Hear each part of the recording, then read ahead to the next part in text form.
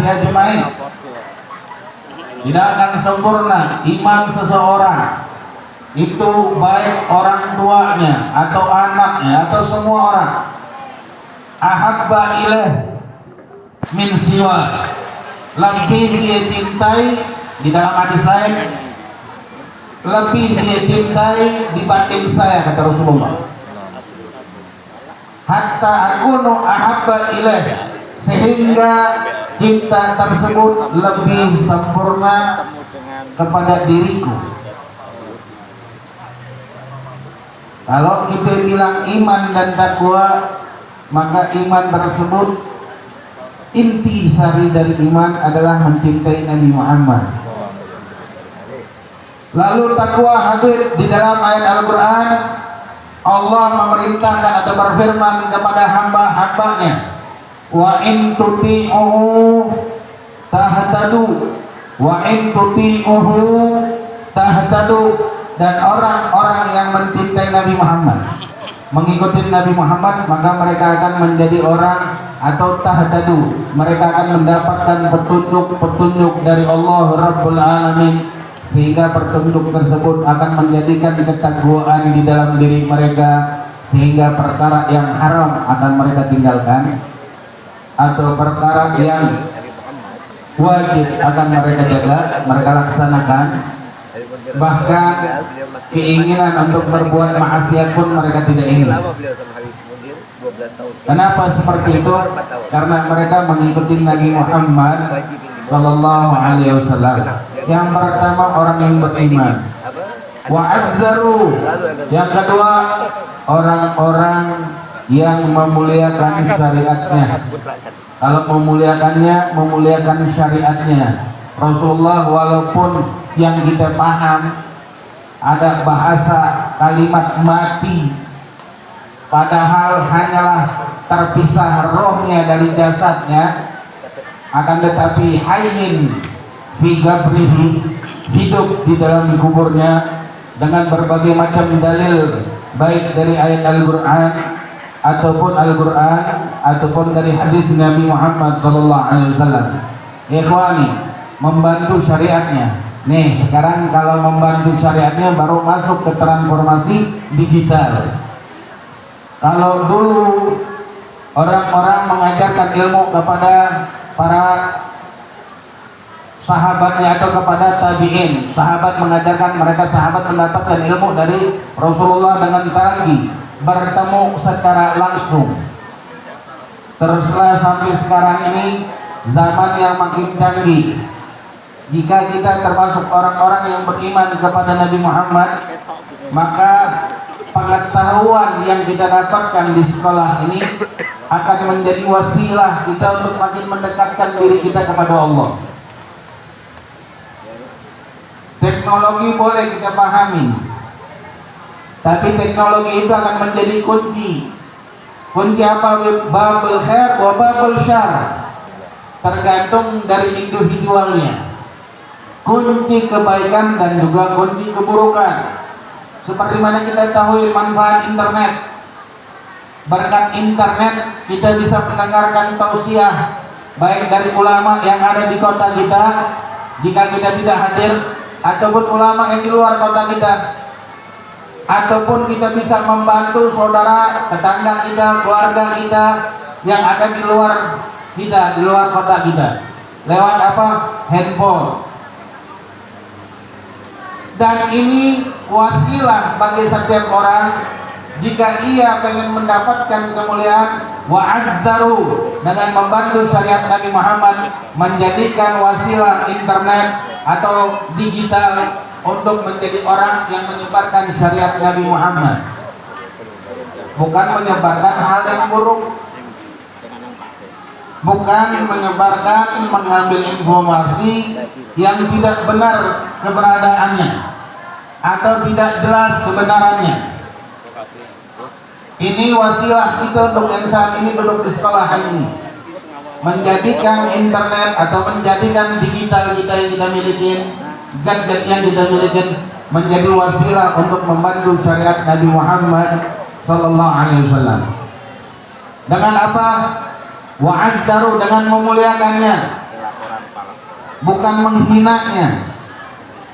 Jangan kita anggap remeh ahli sunnah.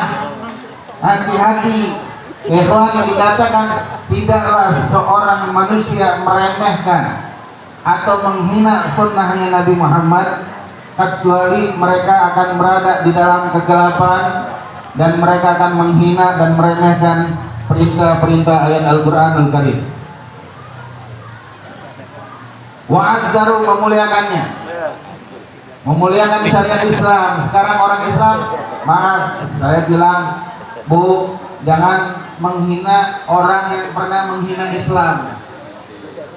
Lah kok begitu Hamid? Iya, coba kita lihat syariat Nabi Muhammad di dalam rumah tangga kita muliakan tidak? Kalau syariat Nabi Muhammad di dalam rumah tangga kita tinggalkan, maka siap-siap kita akan hancur. Ya, kok bisa begitu?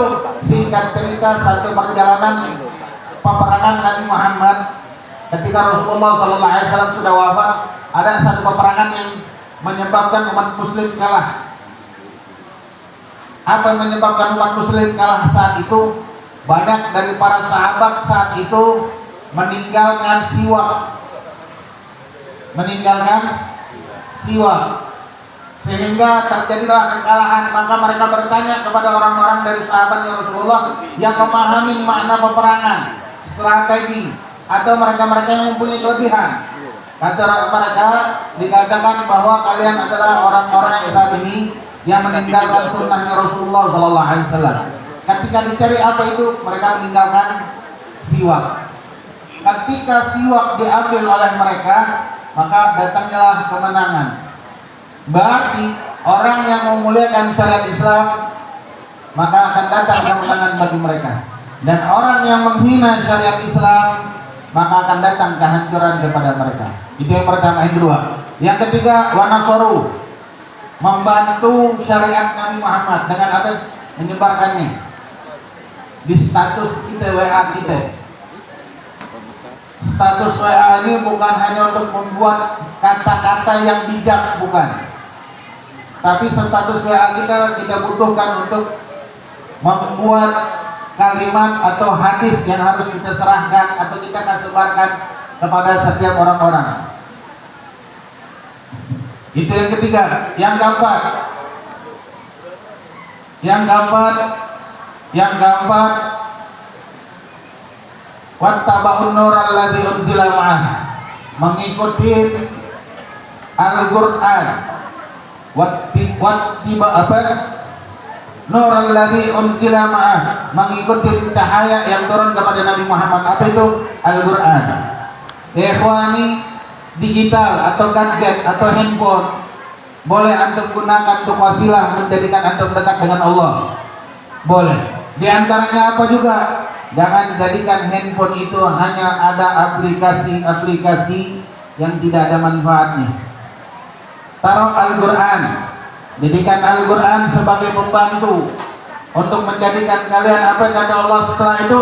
Humul ulaika muflihun.